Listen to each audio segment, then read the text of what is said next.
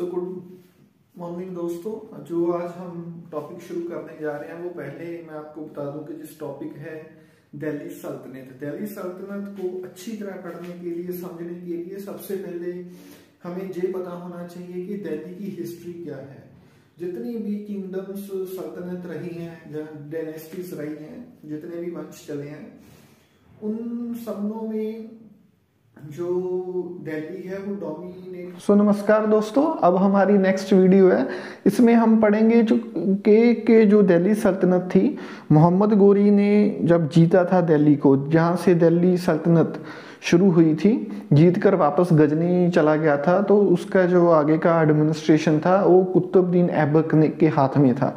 इसको हम पढ़ते हैं कि देखो, नॉर्थ वेस्ट जो अफगानिस्तान था, अफगानिस्तान में एक गुरीद अम्पायर था। गुरीद अम्पायर जो था, इसमें एक पावर ऑफ गुरीद अम्पायर सुल्तान अलाउद्दीन, जिसको जहान सोज और वर्ल्ड बर्नर भी कहा जाता है, इनके अंडर गुरीद अम्पायर बहुत जल्दी से आगे बढ़ा। और 1173 में इसको शहाबुद्दीन मोहम्मद गोरी ने जब इसकी सल्तनत को संभाला, वो जब शासक बना, तो उसने धीरे धीरे 1190 तक, 1173 से 1190 तक पेशावर, सियालकोट और लाहौर को जीता। 1190 तक जहाँ पर जीता, और 1191 में 1190-85 के आसपास तोमर डायनास्टी जो हार चुकी थी, और उसको पृथ्वीराज चौहान ने दिल्ली को कैप्चर कर लिया था। 1191 में फर्स्ट बैटल ऑफ टेरेन में मोहम्मद गोरी और पृथ्वीराज चौहान के बीच में हुई थी। फर्स्ट बैटल ऑफ टेरेन जो पृथ्वीराज चौहान जीता था, मोहम्मद गोरी की जो जान थी वो एक खिलजी नाम के आदमी ने बचाई थी, घुड़सवार ने। 1192 में बिल्कुल नेक्स्ट ईयर होती है second battle of Tarain, Mohammad Ghori और पृथ्वीराज चौहान में। उसमें कौन जीता है? मोहम्मद गोरी। फर्स्ट में पृथ्वीराज चौहान जीता है, सेकंड में मोहम्मद गोरी जीता है, और ये एक बड़ा टर्निंग पॉइंट साबित होता है मिडीवल हिस्ट्री में, दिल्ली सल्तनत की शुरुआत में से। और पृथ्वीराज को सरस्वती के पास में से कैप्चर कर लिया जाता है, और मोहम्मद गोरी जीतने के बाद बैटल ऑफ टेरेन वापस चला जाता है गजनी। और इसका जो आगे का एडमिनिस्ट्रेशन है वो अपने जो सिपाही थे उनमें कुछ खास नाम आते हैं, जैसे कुतुबुद्दीन ऐबक इन लोगों के भरोसे छोड़कर जाता है। सो इसको हम नेक्स्ट स्लाइड पे पढ़ते हैं। यहाँ पे आपने याद रखना है first battle of terrain, second battle of terrain. First में पृथ्वीराज चौहान जीतता है, सेकंड में मोहम्मद गोरी जीतता है। पावर ऑफ गुरीद एम्पायर किसके अंडर में तेजी से बढ़ी थी? सुल्तान अलाउद्दीन, जिनको जहान सोज और वर्ल्ड बर्नर भी कहा जाता है। सो ये चीज़ें यहाँ से आपने बहुत ध्यान से याद रखनी है। पर हम पढ़ेंगे कि जब मोहम्मद गोरी जो था वो सेकंड बैटल ऑफ टेरेन जीतकर अपनी वापस चला गया था गजनी में, और अपनी जो एडमिनिस्ट्रेशन थी वो कुतुबुद्दीन ऐबक के हाथ में देकर चला गया था। लेकिन एक बात आपने याद रखनी है, जो मोहम्मद गोरी जब इंडिया आया था तो उसके साथ सूफी संत ख्वाजा मोइनुद्दीन चिश्ती, ख्वाजा चिश्ती इसके साथ आए थे, जिनकी जो दरगाह है वो अजमेर में है हिंदुस्तान में, और ये इन मोहम्मद गोरी के साथ आए थे हिंदुस्तान। इस बात को आपको याद रखना है। उसके बाद 1194 में 1994 में मोहम्मद गोरी वापस फिर भारत आया, और उसके बाद बैटल ऑफ चंदवार जो थी वो हुई थी मोहम्मद गोरी की, किसके साथ? राजा जयचंद्र के साथ हुई थी। और ये बैटल ऑफ चंदवार में मोहम्मद गोरी की जीत हुई थी, राजा जयचंद्र डिफीट हुआ था। और बैटल ऑफ टेरेन जो और चंदवार दोनों के बाद जो तुर्किश एम्पायर था, जिसकी भारत में फाउंडेशन हुई थी। सो जो तुर्किश एम्पायर, आपको पूछ सकते हैं कि तुर्किश जो एम्पायर भारत में हुआ था, क्योंकि एक अरब थे, अरब तो कासिम, मोहम्मद बिन कासिम थे, वो तो लूट कर आते थे, चले गए थे। लेकिन जहाँ पर जो थे जे तुर्किश थे, मुस्लिम इन्वेडर जो तुर्किश थे, जिनमें मोहम्मद गोरी था। मोहम्मद गोरी आगे अपने बच्चों को जहाँ पर छोड़ गया, जो इसका बेटा था वो हुमायूं था, ठीक है, मोहम्मद गोरी का बेटा हुमायूं था, वहाँ से आगे पूरा मतलब मारदार शुरू हुई थी इन दिल्ली सल्तनत में। और तुर्किश फाउंडेशन जो थी वो कब हुई थी? बैटल ऑफ टेरेन और battle of Chandawar. Battle of Tarain को इसकी 2 हुई थी, चंदवार 1 हुई थी।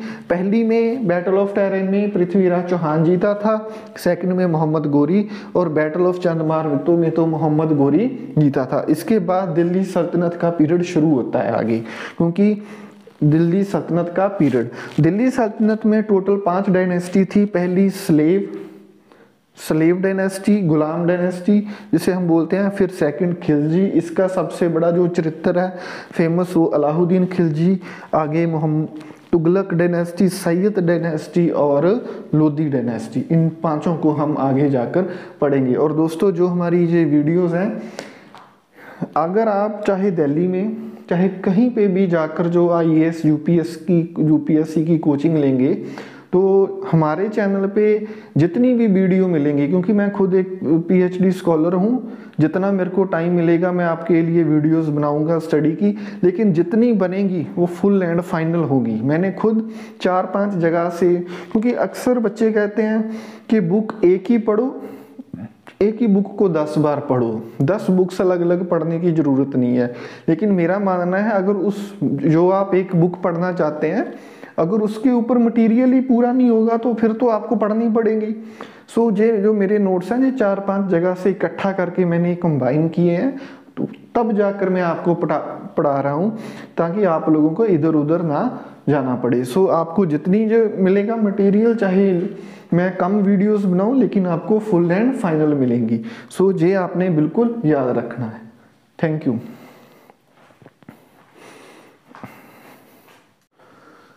सो दोस्तों नेक्स्ट फेज में हम आ चुके हैं। अब जहाँ से शुरू होती है फर्स्ट सल्तनत of Delhi, first dynasty of the Delhi सल्तनत की फर्स्ट डायनेस्टी, जिसका नाम है स्लेव डायनेस्टी। स्लेव डायनेस्टी को फाउंड किसने किया था? कुतुबुद्दीन ऐबक, जो मोहम्मद गोरी थे, इनको अपना एडमिनिस्ट्रेटर बनाकर गए थे। लेकिन जब मोहम्मद गोरी ने कुतुबुद्दीन ऐबक, एक्चुअली जो मोहम्मद गोरी जब 1194 में वापस आया था और उन्होंने बैटल ऑफ चंदवार में उसको हराया था, राजा जयचंद्र को, तो उसके बाद जब मोहम्मद गोरी की जहाँ पर डेथ हो जाती है, और मोहम्मद गोरी की डेथ होने के बाद जो नेक्स्ट क्राउन था वो कौन होता है? लाहौर में किसको मिलती है? कुतुबुद्दीन ऐबक। लाहौर में जब दिल्ली सल्तनत शुरू हुई थी, आपने याद रखना है, स्लेव डायनेस्टी, तब इसकी कैपिटल कहाँ थी? लाहौर में। तो लाहौर में किसको बनाया गया? कुतुबुद्दीन ऐबक को। लेकिन जालदूज ने आगे बगावत कर दी। लेकिन उसकी जो कुतुबुद्दीन ऐबक था, इसके अच्छे संबंध थे गजनी, मतलब जो गजनी जहाँ से आए थे मोहम्मद गोरी, तो इसका फ़ायदा कुतुबुद्दीन ऐबक को मिला। और कुतुबुद्दीन ने खुद अपने तरीके से डेवलप किया था, बिना किसी दूसरी डायनेस्टी की हेल्प लिए हुए। मोहम्मद गोरी के होते समय दिल्ली को अपने आप डेवलप किया था जितना कर सकता था वो। लेकिन इसी का फ़ायदा कुतुबुद्दीन ऐबक को मिला कि इसको यहाँ का रूलर बना दिया गया। लेकिन किसने बगावत की थी? जालदूज ने इसके खिलाफ बगावत की थी। मगर फिर भी मतलब कौन बना था? मोहम्मद कुतुबुद्दीन ऐबक को ही इसका मतलब नेक्स्ट जो था शासक बनाया गया। और 1210 में इसकी मृत्यु हो जाती है। कहाँ से गिर के? पोलो फ्रॉम, घोड़े में खेलते हुए, पोलो खेलते हुए इसकी मृत्यु हो जाती है। मगर इसने कुतुबुद्दीन ऐबक लाहौर से रूल करता था, इसने कोई नई जंग नहीं जीती थी, कोई कॉइन नहीं इशू किया था, कोई करेंसी इशू नहीं की थी, इसीलिए इसे रियल फाउंडर ऑफ दिल्ली सल्तनत नहीं कहा जाता। रियल फाउंडर आप खुद सोचिए, एक राजा महाराजा जो है, एक राजा महाराजा तब माना जाएगा जब वो जंग जीतेगा, जंग जीतने के बाद कोई नई करेंसी शुरू करेगा, तब जाकर, इसीलिए इसको रियल फाउंडर नहीं कहा जाता। जी आपको मीन्स में क्वेश्चन भी पूछ सकता है कि why Qutubuddin Aibak is not considered as real founder of Delhi Sultanate, क्योंकि इसने लाहौर से रूल करता था, सल्तनत दिल्ली थी, इसकी कोई फ्रेश जंग नहीं जीती थी, कोई कॉइन इशू नहीं किया था, कोई इसने कोई ज़्यादातर मतलब एक जस्ट स्टेबल रूलर रहा था। सो कुतुबुद्दीन ऐबक को दूसरे और नाम भी हैं, लख बख्श कहा जाता है। क्योंकि ये लाखों में दान देता था इसीलिए, और इसको पूरी की पूरी कुरान याद थी इसीलिए इसको कुरान बख्श भी कहा जाता है। लख बख्श भी दान देता था, कुरान बख्श क्योंकि इससे पूरी कुरान याद थी।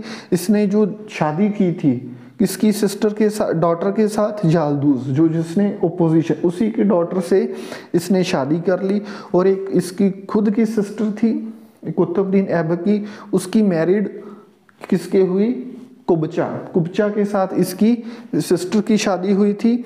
और इसने जो मीनार बनाई थी वो एक शुरू की थी कुतुब मीनार, जो जिसकी मतलब इसने काम शुरू करवाया था। किसकी याद में इसने कुतुब मीनार बनानी शुरू की थी, संत ख्वाजा कुतुबुद्दीन बख्तियार काकी।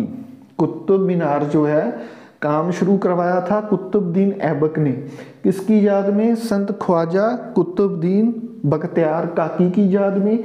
मगर वो अलग बात है कि इसको जो था आगे जाकर इसको जो कंप्लीट कराया था कुतुब मीनार को, वो इल्तुतमिश ने कराया था क्योंकि वो इसका दामाद था। आगे जाकर हम पढ़ेंगे कि कुतुबुद्दीन ऐबक के बाद इसका एक बेटा आया था आराम शाह, जो ज़्यादा कामयाब नहीं हो पाया और वो एक अनकैपेबल रूलर था। और उसके बाद वहाँ पे इसका दामाद आया इल्तुतमिश, जिसको रियल फाउंडर ऑफ दिल्ली कहा जाता है। और रियल फाउंडर ऑफ दिल्ली इसके दामाद को कहा जाता है। और उसने कुतुब मीनार को कंप्लीट करवाया था। और एक हसन निज़ामी थे जिसके पैट्रोनाइज्ड कुतुबुद्दीन ऐबक को माना जाता था। ये हसन निज़ामी कौन है, जिसने दिल्ली सल्तनत की ऑफिशियल हिस्ट्री को लिखा था। सो यहाँ से आपको क्वेश्चन बनता है कि खासकर जो बच्चे हैं वो जो +2 के बाद एग्ज़ाम देते हैं, कांस्टेबल और एसएससी तो ग्रेजुएशन के बाद होता है, जो सीडी पोस्ट में जो लेवल पे आते हैं, इसका ऐबक का कौन था फाउंडर, कुतुबुद्दीन ऐबक। इसके बाद मिली इसको गद्दी मोहम्मद गोरी की डेथ होने के बाद। और रूल कहाँ से करता था, लाहौर से। दिल्ली सल्तनत की इनिशियल लेवल शुरुआती दौर में कैपिटल कौन थी, लाहौर। लाहौर के बाद दिल्ली शिफ्ट हुई थी, किसने की थी आगे जाके पढ़ेंगे हम, ठीक है। और इसको कुरान बख्श भी कहा जाता है, लख बख्श भी कहा जाता है। इसकी डेथ पोलो से हुई थी। और यही तुर्किश थे जो हिंदुस्तान में पोलो को गेम को लेकर आए थे। और कुतुबुद्दीन इसने जो कुतुब मीनार बनानी शुरू की थी किसकी याद में, कुतुबुद्दीन बख्तियार काकी की याद में। और जो ऑफिशियल हिस्ट्री दिल्ली की है वो किसने लिखी है, हसन निज़ामी। सो यहाँ से याद रखने वाली यही बातें हैं। अब हम आगे जाके देखेंगे कि कुतुबुद्दीन ऐबक के साथ और कौन सी चीज़ें जुड़ी हैं, उसको नेक्स्ट लेवल पे हम जाके स्टडी अभी करेंगे। सो दोस्तों अभी हम आगे पढ़ने जा रहे हैं दिल्ली सल्तनत की जो ऐबक डायनेस्टी है कुतुबुद्दीन ऐबक की, उसके बारे में हम जो पढ़ने जा रहे हैं। सो यहाँ पर जो मैंने अभी लास्ट फेज में आपको बताया था कि जो दिल्ली की ऑफिशियल हिस्ट्री है वो किसने लिखी थी, हसन निज़ामी। और उसका नाम क्या था, ताज उल मसीह। जो ऑफिशियल हिस्ट्री लिखी गई थी हसन निज़ामी द्वारा उसका नाम था ताज उल मसीह। और ऐबक ने जो कंस्ट्रक्शन में चेंज लाया था, एक्चुअली मैं यहाँ पर नीचे लिखा है मैंने, अफगानिस्तान में एक जाम मीनार थी जिससे प्रेरित होकर कुतुबुद्दीन ऐबक ने दिल्ली में कुतुब मीनार बनाई। और जो कुतुब मीनार बनाई थी वो किसकी याद में बनाई थी, उसने जो उसका गुरु था बख्तियार काकी की याद में इसने कुतुब मीनार बनाई। कुतुबुद्दीन ऐबक ने इसे 2 मंजिला तक बनाया था, तीसरी को इल्तुतमिश ने कंप्लीट किया था। कुतुब मीनार जो थी कंप्लीट इल्तुतमिश ने किया था। शुरू उसको जो किया था वो किया था कुतुबुद्दीन ऐबक ने। कहाँ से प्रभावित होकर, अफगानिस्तान में कौन थी, जाम मीनार। और दिल्ली के मेहरौली में ये बनी है। और यहाँ पर 2nd फ्लोर तक बनी थी, 3रा फ्लोर इल्तुतमिश ने पूरा किया था। और मोहम्मद बिन तुगलक के समय में, तुगलक डायनेस्टी के समय में कुतुब मीनार के ऊपर बिजली गिर की थी, इसका काफ़ी नुकसान हुआ था। और फिरोज शाह तुगलक ने इसे दोबारा इसका पुनर्निर्माण करवाया था। और आपने याद रखना है कि जो दिल्ली की फर्स्ट मस्जिद थी किसने बनाई थी? भारत की पहली मस्जिद कुतुबुद्दीन ऐबक ने, उसका नाम था कुआत उल इस्लाम। और ये भी कहा जाता है कि ये किसी विद्यालय के जगह पर बनाई थी, वो चाहे स्कूल कोई यूनिवर्सिटी होगा उस समय के टाइम के, वहाँ उसकी जगह पे कुआत उल इस्लाम को बनाया था। दूसरा इसने बनाया था अदाई दिन का झोंपड़ा, किसने बनाया था? कुतुबुद्दीन ऐबक में। ये कहाँ पे है? अजमेर राजस्थान में। सो यहाँ से आपको क्वेश्चन पूछ सकता है कि जो ऑफिशियल हिस्ट्री किसने लिखी? हसन निज़ामी, उसका नाम ताज उल मसीह। पहली मॉस्क भारत की कुआत उल इस्लाम। ढाई दिन का झोपड़ा कहाँ पे है? अजमेर में। और कुतुबुद्दीन ऐबक का गुरु कौन था? बख्तियार काकी। और अफगान जो कुतुब मीनार है कहाँ से प्रभावित होकर बनाई गई थी? जाम मीनार। जाम मीनार कहाँ पे है? अफगानिस्तान में। और कुतुबुद्दीन मोहम्मद बिन तुगलक के समय में कुतुब मीनार का कौन सा नुकसान हुआ था? वहाँ पे बिजली गिर गई थी, क्लाउड बस्ट हुआ था, और उससे रेनोवेट किसने कराया था? फिरोज शाह तुगलक ने।